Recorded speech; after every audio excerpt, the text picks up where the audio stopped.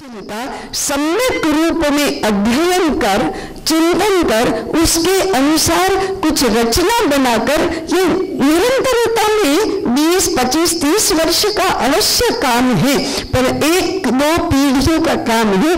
योजना बनाकर ऐसा अगर हमने किया तो इस विश्व को संकटों से मुक्त करने का हमारा जो ईश्वर प्रदत्त कर्तव्य है, उस कर्तव्य का निर्वाह भी हम कर पाएंगे। भगवान हमसे यह चाहता है।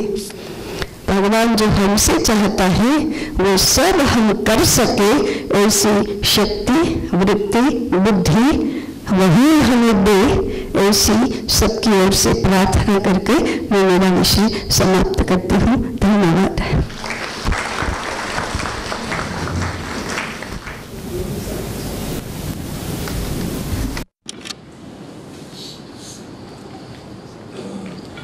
प्रिय मित्रों, मैं मेरा वक्तव्य शुरू करूं उससे पहले एक थोड़ी सी विनती।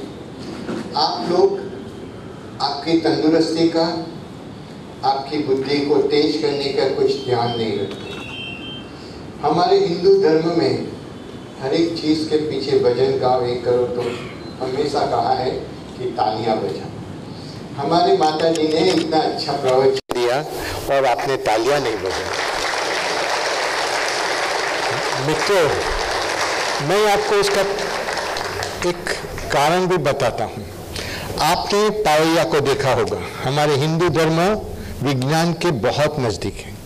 आप यहाँ बहुत सारे डॉक्टर हैं, किसी डॉक्टर ने किसी पावैया हिजड़े को दवा दी है? आप लोग जाते हैं डॉक्टर के पास हॉस्पिटल में, किसी हिजड़े को या पावैया को हॉस्पिटल में दाखिल हुआ देखा है? नहीं देखा है। क्यों? क्योंकि वो हमेशा खुला दिल से तालियां बजाते हैं। और मैं चाहता हूं जब भी मौका मिले तो खुले दिल से तालियां बजाएं, तंदुरुस्ती आपके साथ रहेगी। इसीलिए हिंदू धर्म में भजन गाने के लिए तालियां बजाने को कहा। मित्रों, दुनिया का एकमात्र धर्म जिसको हम हिंदू धर्म, हिंदू संस्कृति बोलते हैं, वो शायद प्रकृति के सबसे नजदीकी नहीं, प्रकृति के साथ उसका पूरा तादात्म्य है। इसलिए आप पढ़ाई करो तो उसमें स्पष्ट रूप से लिखा है कि 1 दिन का सुख चाहिए तो बूंद मारो, डुक्कर मारो। 7 दिन का सुख चाहिए तो शादी करो, लेकिन जिंदगी भर का सुख चाहिए तो घर आंगन में बगीचा करो। देखो वनस्पति के लिए हमारे शास्त्र में क्या कहा है। आगे चल के अपने मानव जीवन की सभी डिफिकल्टी के लिए, सभी मुसीबत के लिए क्या कहा है? तुरंत हमेन आपदम इति तरु। वनस्पति की सबसे श्रेष्ठ व्याख्या यदि किसी ने दी हो तो भारत के शास्त्र ने, धर्म शास्त्र ने दी है। क्या कहा है? मनुष्य की कोई भी तकलीफ हो, उसके लिए यदि कोई निदान मिल सकता है, जल्दी दे सकता है, तो वनस्पति है। यदि आपको जानना है तो कभी मिलिए, आप वनस्पति लगा के भी कितने खुशी हो सकते हैं वो मैं बताऊंगा। थोड़ा आगे चलिए। आमंत्रम अक्षरम नास्ति, नास्ति मूलम न औषधम। ऐसा कोई अक्षर नहीं है जिसमें से मंत्र न बना हो, ऐसी कोई वनस्पति नहीं है जिसका कोई उपयोग ना हो। और हमारे धर्म और वनस्पति इतने करीब थे तो मैं आपको उसको सादा सीधा एग्जाम्पल देता हूँ, दाखला देता हूँ। गणेश भगवान को आप जानते हैं ना? हर एक बार हम आपके उनकी पहले पूजा करते हैं। क्यों करते हैं? तो हमको कोई विघ्न नहीं आए। लेकिन गणेश भगवान ने जो कहा है वो तो आप समझते ही नहीं। गणेश भगवान की पूजा हम जासूद के फूल से करते हैं, हिबिस्कस, लाल जासूद से। आपने कभी उसके ऊपर देखा? क्यों? यहाँ बैठे हुए मेरे बहनें, माताएं, हाँ, बेटियां, सबको विनंती है, यहाँ बैठे पुरुष लोगों को भी, क्योंकि आजकल 30% पुरुष में भी लालाश कम हो गई है खून की। तो ये जासूद के फूल के लिए क्या कहते हैं कि हर रोज एक जासूद का फूल ले लो 21 दिन तक, उसके बीच वाले पोलन ग्रेन वाला भाग जहाँ वचकन होती उसको तोड़ दो, नीचे से खुला कर दो, हरा पार्ट निकाल के 1 वाटी पानी में उबालो, ठंडा करो, काला हो जाएगा और 21 दिन तक हर रोज पियो। 21 दिन के बाद ना लिपस्टिक की जरूरत होगी, ना अपने बाल गिरना बंद हो जाएंगे, बाल काले हो जाएंगे, और जिसके गिर रहे हैं, टाल हो रही हैं, उनमें वहाँ बाल वापस आ जाएंगे। देखो गणेश ने आपके लिए कितना सरल काम बताया। और थोड़ा आगे चाहिए, प्रकृति के मैं बहुत नजदीक हूँ। जब मैं प्रकृति की बात करता हूँ तो कभी कभी गधे की भी बात करता हूँ। हम लोगों की आदत है, जब भी गुस्सा आता है तो हम बोलते हैं गधा जैसा है। कभी ऐसा मत कहो। जब आप किसी को गधा बोलते हैं तो गधे की बेइज्जती होती है, और जिसको गधा बोलते हैं इसकी इज्जत बढ़ती है। मैं उसका रीजन भी देता हूँ। जैन धर्म के प्रथम गुरु जी ने कहा है,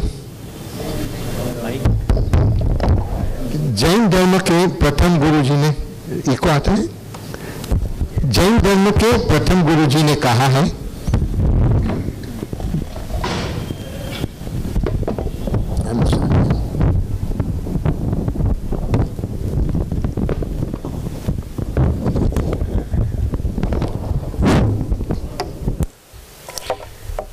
जैन धर्म के प्रथम तीर्थंकर ऋषभदेव ने कहा है कि तम्बाकू के खेत के आजू बाजू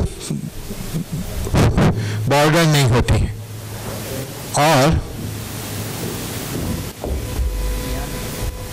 ये था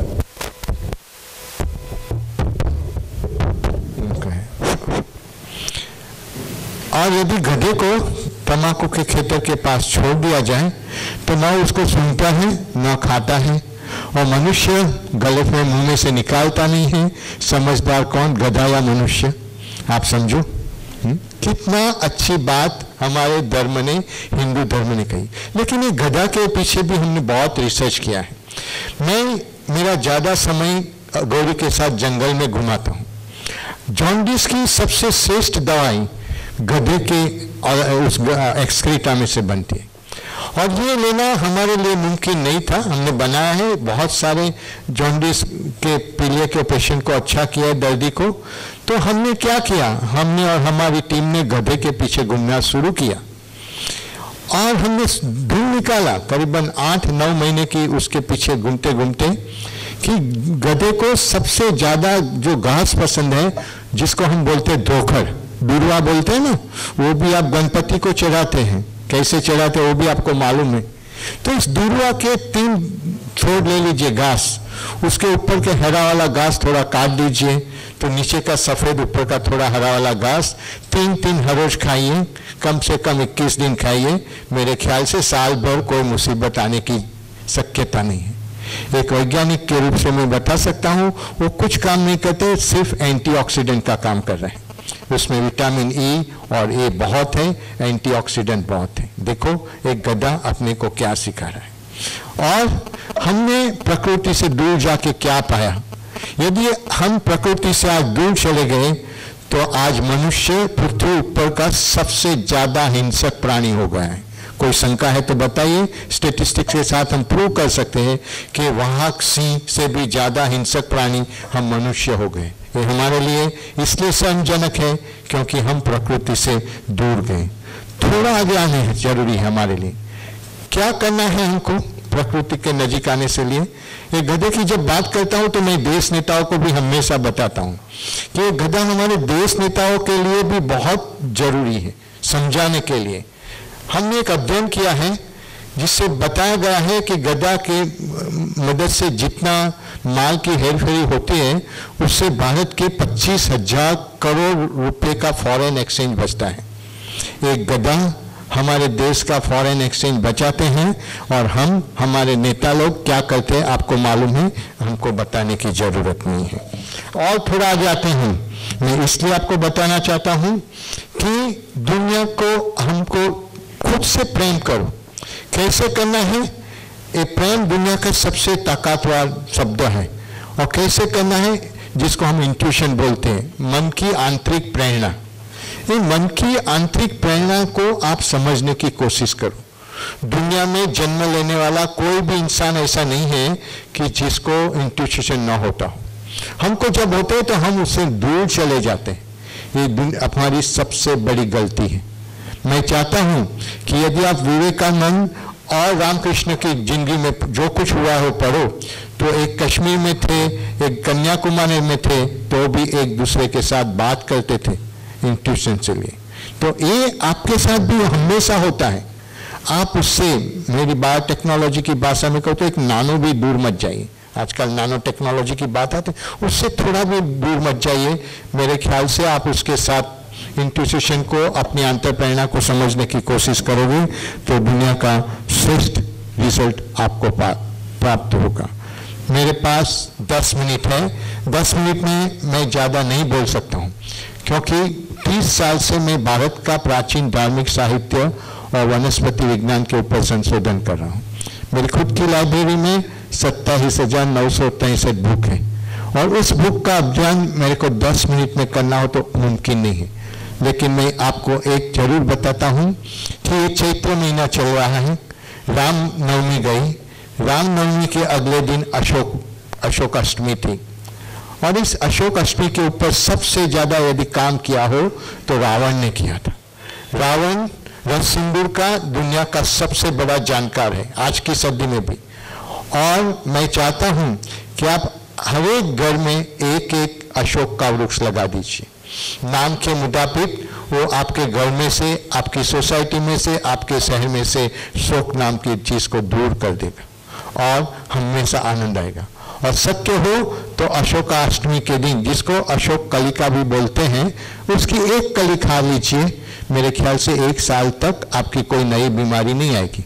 और उस दिन उसके फूल के गुच्छे को उबाल के खाएंगे, पिएंगे शायद, और 1 हफ्ते तक 2-2 चम्मच, 2-2, 3-3 बार दिन भर, तो अपने शरीर में जितने रोग हैं वो अच्छे हो जाएंगे या तो कम हो जाएंगे, और 1 साल तक नए रोग आने की संभावना नहीं है। मित्रों, मैं चाहता हूं कि आप कुदरत के हो सके उतना नजदीक जाओ, और जब आप कुदरत के नजदीक जाते हैं तो मैं एक बहुत अच्छी बात है, ऐसा कोई एक सादा सीधा और कुश नाम की वनस्पति आप जानते हैं ना, हमारे वैज्ञानिक लोग, भारत के वैज्ञानिक लोग पश्चिम के पीछे दौड़ दौड़ के उसको मार डालते हैं दवाई डाल के, लेकिन एक कुश बहुत अगत्य का घास है, ग्रास है। एक कुश के ऊपर से कुशल शब्द आया, जिसको हम दाब बोलते हैं, वर्ब। कुश के ऊपर से कुशल आया, कुश के ऊपर से कुशाग्र आया। यदि आपको कुशल रहना हो, कुशाग्र रहना हो तो मेरे ख्याल से इसके साथ भी दोस्ती कर लो। यहाँ बैठे सब लोगों को मेरी विनती है कि आप इस घास का हर रोज बैठने के लिए उपयोग कीजिए, सोने के वक्त आप उसका उपयोग कीजिए। मेरे ख्याल से सुख आपको ढूंढता हुआ आएगा। मैं ज़्यादा नहीं बोलूँगा, समय होगा है, लेकिन मैं आपसे विनती करता हूँ, फिर कभी हमको बुला लीजिए, 1-1.5 घंटे सुनिए, रिकॉर्ड करके जाइए। मेरे ख्याल से सुख आपको ढूंढता हुआ आएगा। और देने का कोई आनंद देना हो तो मेरे ख्याल से आप बादल को और वृक्ष को समझ लीजिए, देने का सबसे अच्छा आनंद यही करें। और लास्ट बट मोस्ट इम्पोर्टेंट, जो एकात्मा मानव दर्शन एक सिंपल लाइन में समझाओ तो, अपनी हस्तरेखा को सूखने मत दीजिए, अपनी हस्तरेखा को सूखने मत दीजिए। किसी के आंसू पोंछ के भी हमेशा उसको गिली रखिए। मित्रों, मेरे को अध्यक्ष स्थान दिया, मेरे लिए बहुत खुशी की बात है। मैं माइक्रोबायोलॉजिस्ट हूँ, PhD बायोटेक्नोलॉजी में किया है, पोस्ट डॉक्टरेट इंडस्ट्रियल बायोटेक्नोलॉजी में किया है, उसके बाद का पोस्ट डॉक्टरेट भारत का प्राचीन धार्मिक साहित्य और वनस्पति विज्ञान पे किया है। मैं यहाँ सब लोगों को एक विनती करता हूँ कि भारत का उद्धार सिर्फ खेतीबाड़ी से होने वाला है। गाय, गांव और नीम मेरा प्रिय विषय है, और भारत में जो वनस्पति होती है, यदि आज की तारीख में आज़ादी के 66-67 ईयर्स के बाद भी हम हमारी जो कुदरती प्रकृति की तो ताकत है उसका 1% उपयोग नहीं कर रहे, ये हमारे राजकर्ताओं के लिए, हमारे लिए बहुत शर्मजनक बात है। यदि हम हमारी एग्रो फॉरेस्ट्री प्रकृति के जो धन है उसका उपयोग करें तो मेरे ख्याल से भारत सिर्फ 2 साल में दुनिया का श्रेष्ठ देश बन जाएगा। तो पहले देश, दूसरा किसान, तीसरा मैं, ये यदि हमारी विचारसरणी होगी तो भारत को श्रेष्ठ देश बनने में 2 साल से ज़्यादा नहीं लगेगा। तो मैं चाहता हूँ कि आप प्रकृति से प्रेम करो, मानव धर्म से प्रेम करो, एक दूसरे से प्रेम करो और भारतीय संस्कृति को आगे लेके जाओ।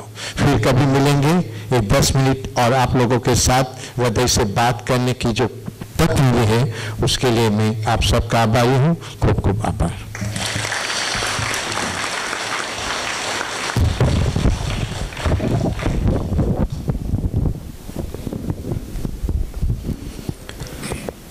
ખૂબ ખૂબ ધન્યવાદ ડૉક્ટર અશોકભાઈ।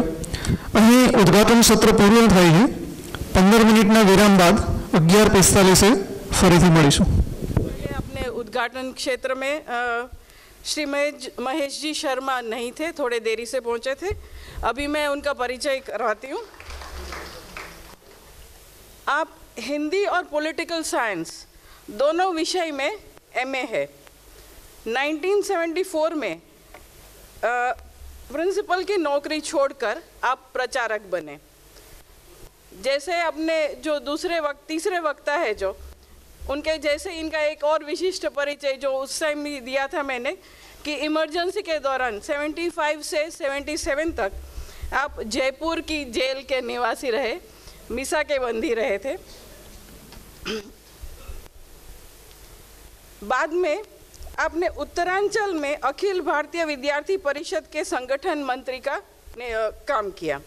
1986 में आपने राजस्थान विश्वविद्यालय से पीएचडी की उपाधि प्राप्त की। हम जिस विषय पर चर्चा चल रही है एकात्म मानव दर्शन, उनके जो प्रणेता रह चुके, जैसे कैलाश जी ने हमें जो माहिती दी थी सबसे पहले, पंडित दीनदयाल उपाध्याय जी, उनके जीवन पर, उनके संलग्न विषयों पर इन्होंने पीएचडी किया है। और पीएचडी जो किया है वो उस समय के बहुत ही विख्यात वाइस चांसलर, बहुत सारी यूनिवर्सिटीज़ के वाइस चांसलर जो रह चुके, इकबाल नारायण जी, वो उनके गाइड रह चुके थे। आधुनिक भारत के निर्माता पंडित दीनदयाल उपाध्याय नामक पुस्तक के आप लेखक भी हैं।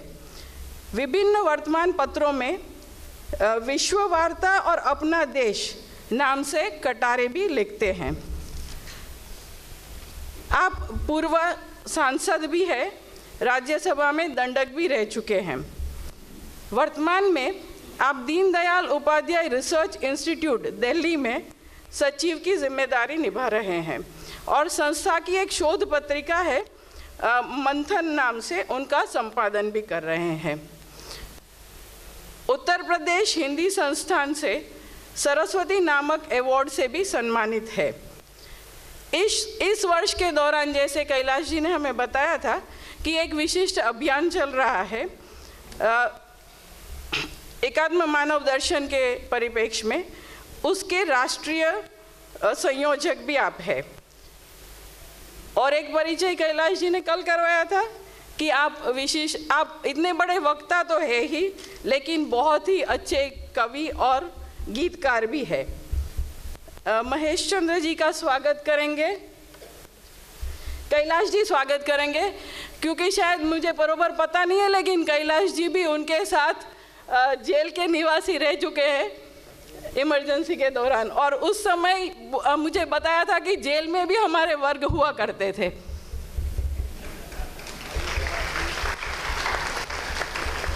धन्यवाद। धन्यवाद मेघाबेन। प्रथम सत्रનો विषय છે सामाजिक आयाम। एक बात जोड़ूंगा, एकात्म मानव दर्शन का पहला पाठ मैंने माननीय महेश जी के द्वारा ही सुना था।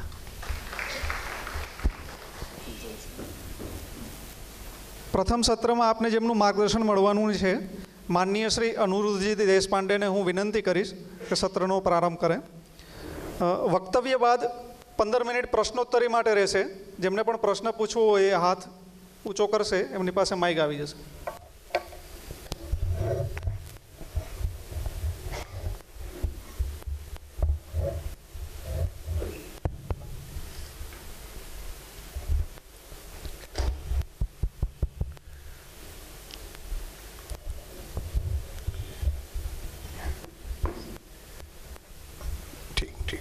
ठीक, बिल्कुल ठीक।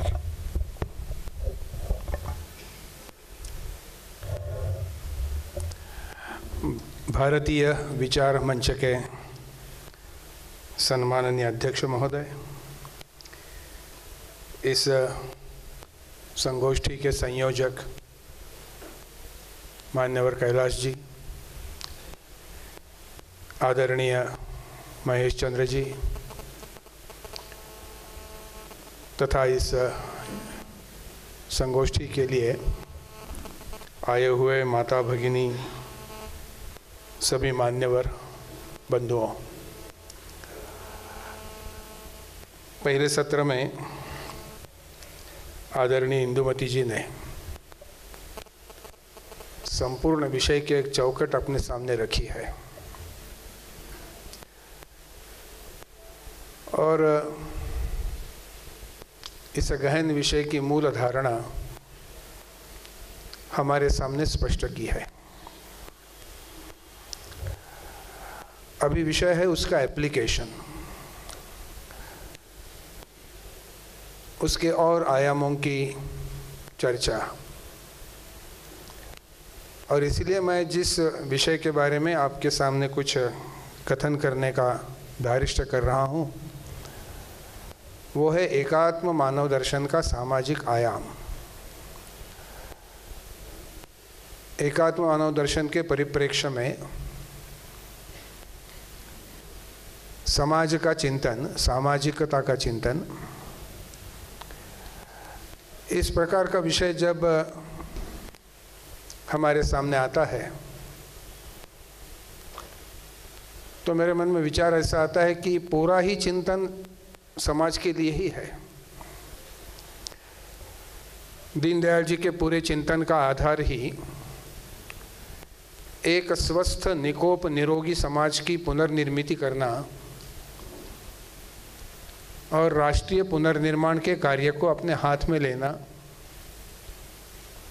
यही सारे प्रयास का मूल हेतु है, ऐसा मुझे लगता है। बहुत बार कहा जाता है कि समाज में जब कुंठा होती है, असमंजसता होती है, अस्वस्थता होती है, द्वंद्व होता है, अंग्रेजी में कहते हैं कि if there is a chaos, go to the basics. ऐसी कुंठा, द्वंद्व, असमंजसता, अस्वस्थता जब होती है तब मूल धारणा की तरफ जाना ही अपने लिए आवश्यक होता है। Go to the fundamentals. मुझे ऐसा लगता है कि एकात्म मानव दर्शन का सारा चिंतन एक फंडामेंटल चिंतन है, बेसिक चिंतन है, मूलभूत चिंतन है, जड़ों की तरफ ले जाने वाला चिंतन है। और इस चिंतन का मूलाधार एक अपने आदर्श समाज की पुनर्निर्मिति करना ही है।